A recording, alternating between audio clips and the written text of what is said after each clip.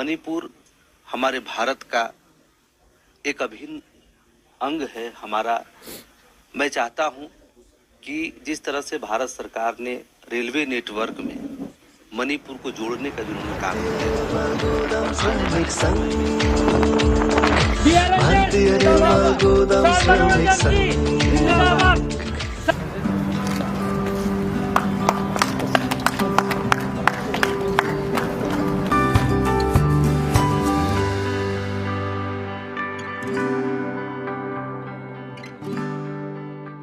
सभी श्रमिक भाइयों बहनों, खास करके मैं श्री R.K.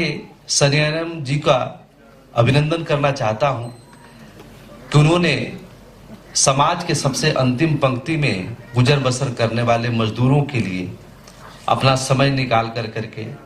हमारे संगठन में आज वो इस कार्यक्रम में उपस्थित हुए हैं। हमारा संगठन भारतीय रेलवे माल गोदाम श्रमिक संघ 1998 से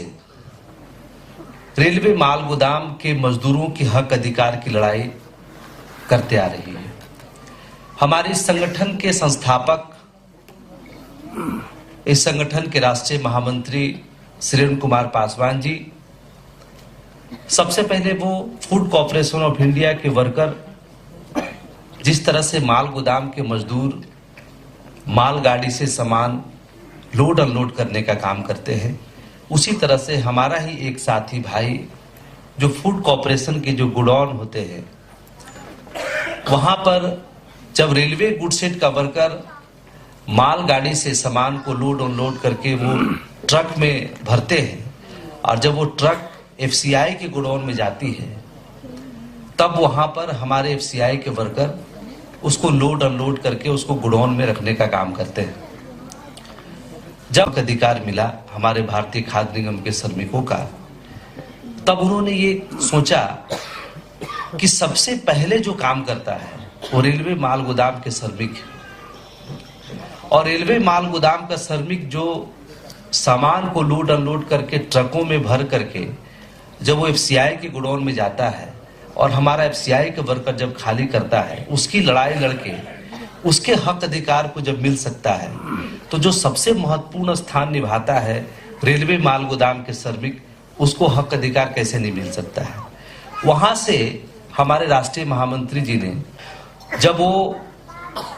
1998 में इस संगठन का निर्माण किए कि जब तुम संगठित होकर के अपने हक अधिकार की लड़ाई लड़ोगे, जब साथ चलोगे और एक संकल्प के साथ इस संगठन में आकर के कि मुझे अपना हक अधिकार लेना है, तो निश्चित रूप से आपको अपना हक अधिकार मिलेगा। भारत के इतिहास में पहली बार जब हुआ कि रेलवे माल गोदाम के श्रमिकों के विषय में भारत सरकार की उस कैबिनेट बैठक में श्रम मंत्रालय, रेल मंत्रालय थी, हमारे लिए पहचान पत्र की थी, तमाम सारी फैसिलिटीज थी हमारे लिए। परंतु जो सरकार उस समय सरकार में थी, जब वो 28 से शुरू किया, तो सबसे पहले श्रम कानूनों में जो संशोधन का प्रस्ताव आया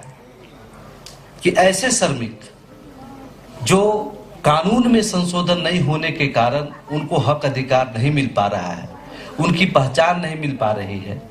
तो सबसे पहले इन कानूनों में संशोधन होना चाहिए, जहां रेलवे माल गोदाम श्रमिक के साथ साथ ऐसे और भी भारत के साथ श्रमिक हैं जिनका हक अधिकार उनको नहीं मिल पा रहा है।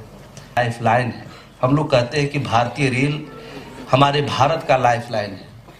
तो मैं इस बात को 70% का जो रेवेन्यू जनरेट करके देने का काम करता है, वो आप हैं, हमारे माल गोदाम के श्रमिक। मणिपुर हमारे भारत का एक अभिन्न अंग है हमारा। मैं चाहता हूं